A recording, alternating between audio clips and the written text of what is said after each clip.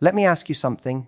Have you ever bent over backwards to show someone you care, only to feel like they barely noticed? Like the more you give, the less they value it. Here's the truth no one tells you sometimes. The most powerful move you can make is to stop trying. When you act like you don't care, not in a bitter way, but in a confident, self-respecting way, you shift the dynamic completely. Suddenly, they're the one wondering, wait, did I lose her? This isn't about playing games.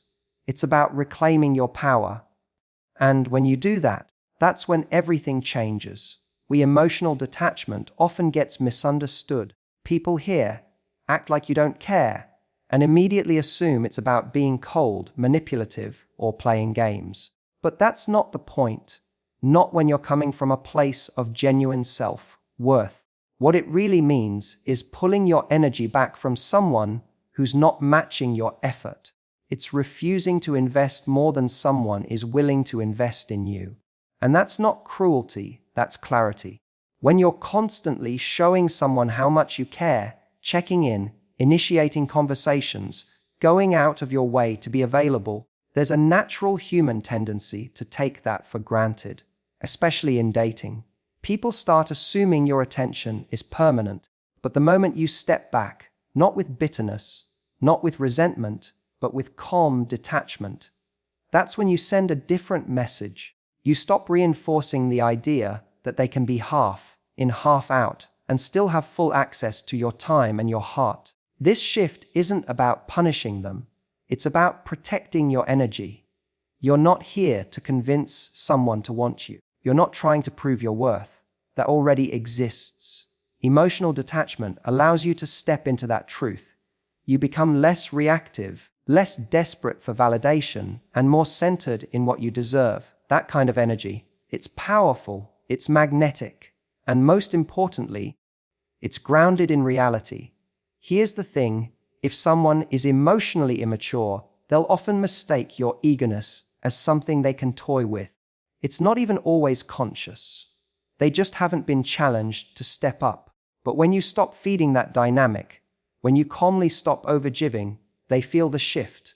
And more often than not, that's when they start questioning themselves. Not because you're playing hard to get, but because you're finally showing up in your own value, no longer waiting around for someone to recognize it. This kind of detachment isn't easy. It requires a deep belief that you're enough, that you don't have to chase to be chosen. And that belief doesn't come overnight. But once you start practicing it, stepping back when someone gives you mixed signals, not engaging in endless texts with no real intention behind them, not rearranging your life for someone who won't even commit to plans, you begin to build that muscle. You become emotionally lighter, clearer, and stronger. It's also important to remember that acting like you don't care isn't about becoming heartless. You still care, but you care about yourself more. You're not cutting off your feelings, you're controlling where they flow. Instead of pouring love into someone who gives breadcrumbs, you learn to pour that love back into yourself, your life, your goals. And from that place, you start to attract people who respect your time, who want to invest, who see you. Not just when you walk away, but while you're right there. People don't value what they think will never leave.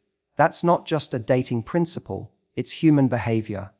When you emotionally detach, you remind them, gently but firmly, that your presence is a privilege, not a guarantee. If that makes them uncomfortable, let it. If it makes them step up, great. And if it makes them walk away, even better. Because you never lost anything that was really meant for you in the first place. You just stopped holding space for someone who didn't know what to do with it. When you understand your own value, everything about the way you approach relationships begins to shift. You stop trying to win people over. You stop trying to convince someone to see your worth. And most importantly, you stop chasing. Because when you truly embody the belief that you are enough, that you bring something special to the table, you stop giving your time and energy to people who don't reciprocate it. Value attracts value. It's that simple. So many people think that being overly available, overly giving, or overly accommodating is what creates connection. But that's not attraction, that's overcompensation. It usually stems from a place of fear. The fear that if you don't constantly show up, they'll forget you, lose interest, or move on to someone else. But when you act from that mindset, you send a subtle message. I'm not sure I'm enough on my own, so I have to do more just to be chosen. That energy doesn't pull someone in. It actually pushes them away. Confidence is magnetic. And part of that confidence is being okay with not chasing. It's knowing that you don't have to be the one who texts first every time, who plans everything, who keeps the connection alive. The right person will match your energy. They'll show interest without needing a push. When you start to act like you don't need someone's attention, they often start giving it more freely. Not because you're playing games, but because your energy communicates something they can't ignore. You're whole with or without them.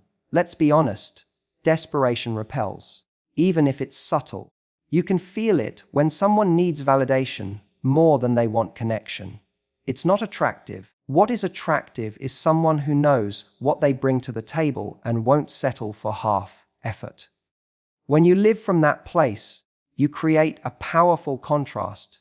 You become the person who doesn't need to chase, because you know if someone really sees your value, they'll come closer on their own. And here's the beautiful part: the moment you stop forcing connection, the people who are meant to be in your life will naturally gravitate toward you. You'll stop wasting energy on people who only give you half of what you deserve. You'll see who's genuinely interested and who was only there because it was convenient for them. That's a gift, not a loss. The key is to stop seeing your energy and presence as something to give away freely. You're not just anyone. Your time, attention, and emotional availability are valuable. The more you believe that, the more others will too. People mirror how you treat yourself.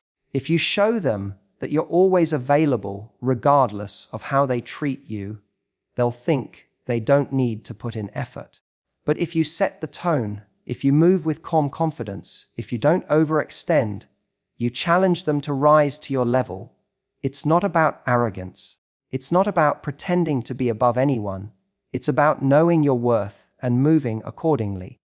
When you do that, you stop attracting people who want to take advantage of you and start attracting people who are capable of giving to you.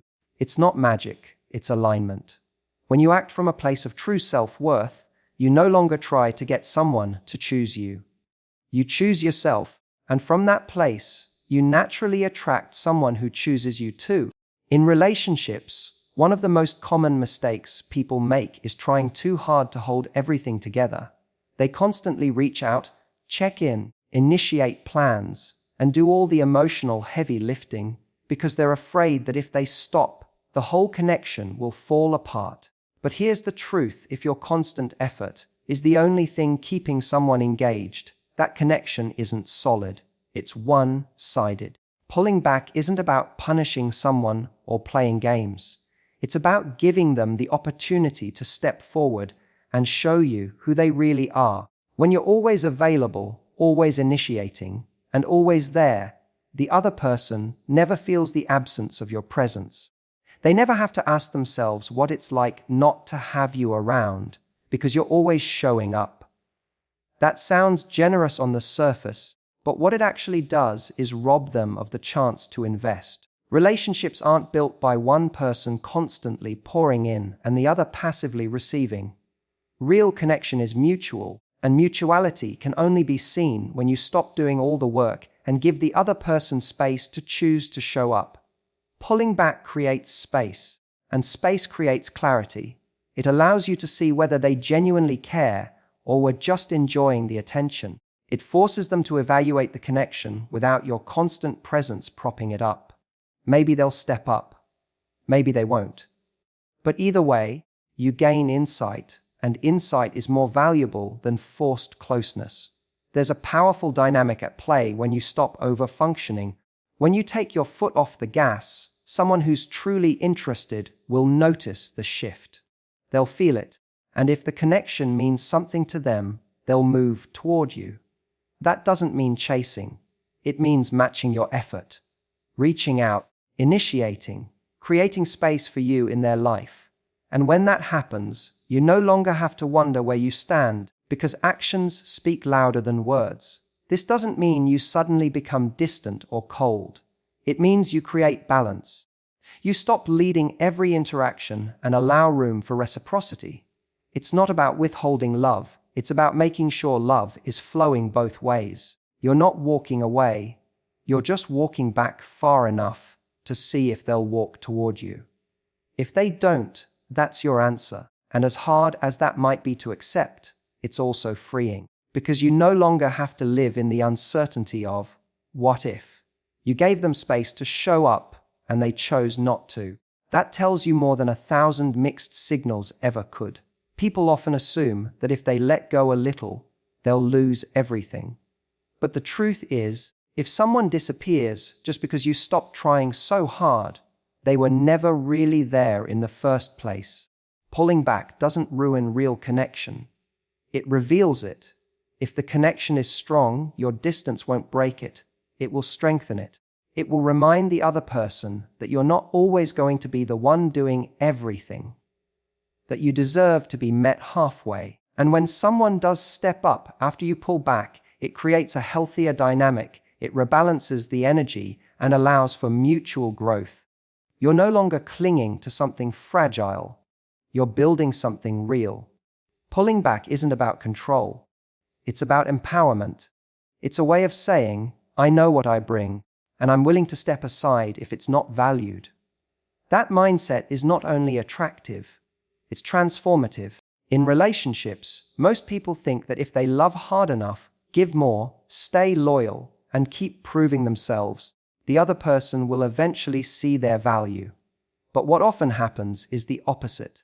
When someone knows you're always there, no matter how little they give, how inconsistent they are, or how unclear their intentions, they begin to take that presence for granted.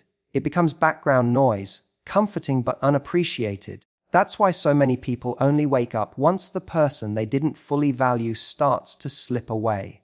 For better or worse, many people respond more powerfully to loss than to love. Human nature has a way of underestimating what's always available. It's not even malicious. It's just how people are wired.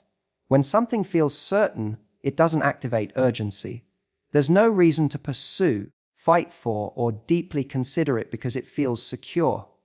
But when that certainty is shaken, when you stop showing up like you used to, when your messages don't come through every day, when you no longer initiate plans, that silence creates space. And in that space, a person starts to feel the shift. They start asking questions they've never asked before. Did I mess this up? Why do I miss her attention so much? Was she more important to me than I realized?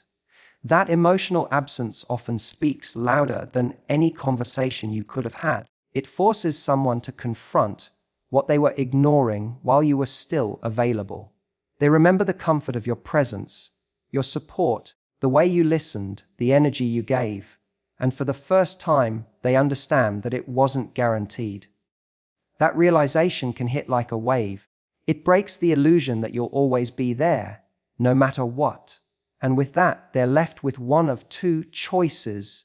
Either they step up and try to reconnect in a real, intentional way, or they let it go, which only confirms that they were never going to invest fully anyway. This isn't about withholding love as a weapon.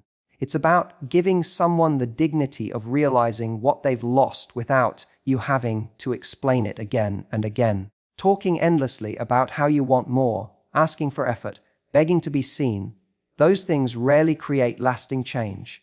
But pulling back, removing your energy, and simply living your life without them in the center, that creates a wake-up call. It forces the other person to feel the difference between your presence and your absence.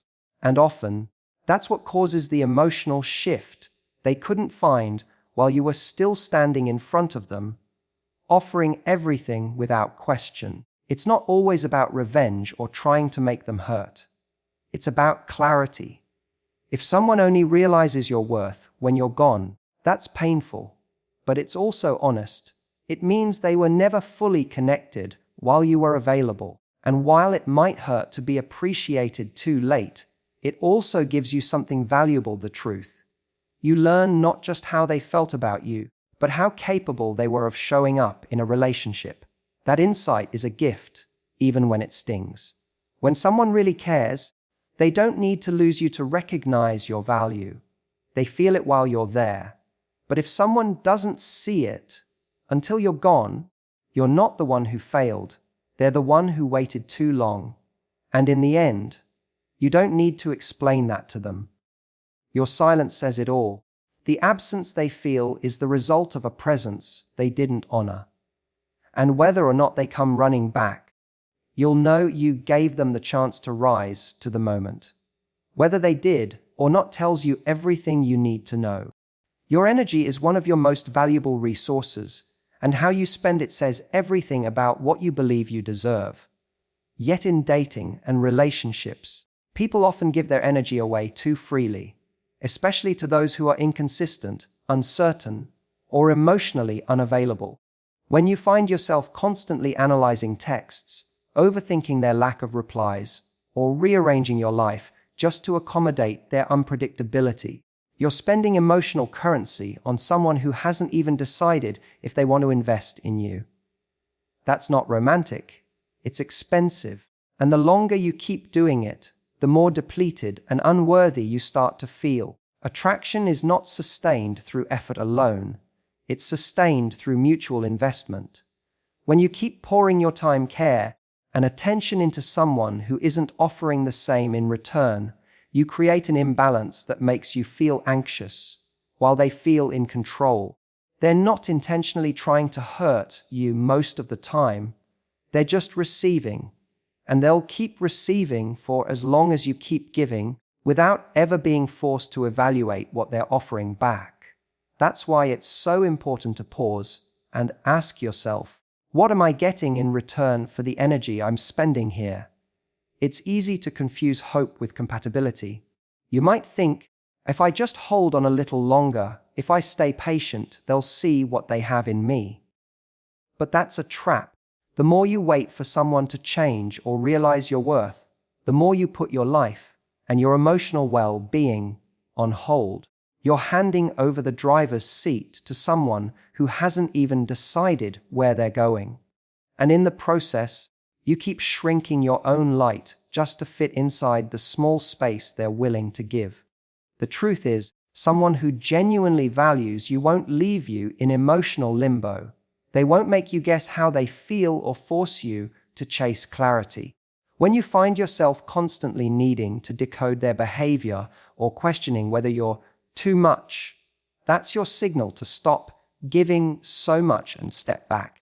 Not because you want to punish them, but because you're reclaiming your energy.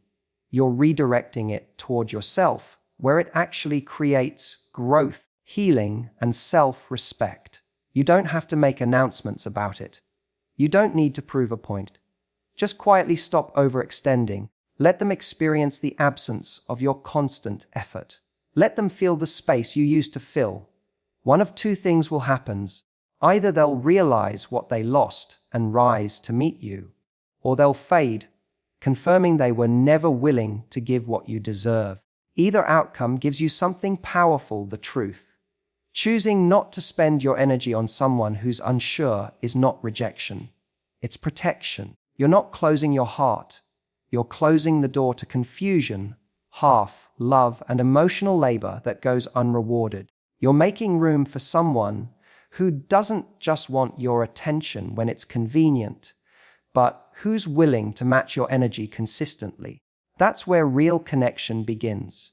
You can't force someone to choose you, but you can choose not to keep auditioning for a role in their life that they haven't even written. You can stop feeding a dynamic that drains you and start pouring that same love, time, and effort into your own life. Into your goals, your friends, your passions, into the things that make you feel alive and grounded. Because the moment you stop spending your energy on indecision is the moment you make space for something real to arrive. There's a powerful truth in relationships that often gets overlooked: the right person won't let you walk away without a fight. They won't sit back in silence while you drift. They won't let distance grow without trying to close it. When someone truly values you, they don't just say it, they show it through consistent action, effort, and presence. And when you pull back or begin to detach, not to manipulate, but to protect your peace, the right person doesn't just notice, they respond. Because they recognize that someone like you doesn't come around every day, and they're not willing to lose that. When you stop overextending and trying to hold the relationship together on your own, you give space for truth to reveal itself. If someone really cares, your silence won't be met with more silence. Your absence won't be met with indifference. It'll be met with initiative. Because the right person doesn't want to wonder what happened. They don't want to risk losing the emotional connection, the bond, or the future you've started building together. They'll make it clear, through action, that they want to keep you in their life. It's easy to get caught in the cycle of trying to prove your worth to someone who's emotionally unavailable or unsure. You try harder, give more, show up constantly, hoping that one day they'll finally get it. But someone who's truly right for you won't need to be convinced. They'll feel your pullback and do what it takes to close the gap. That doesn't mean grand gestures or dramatic speeches.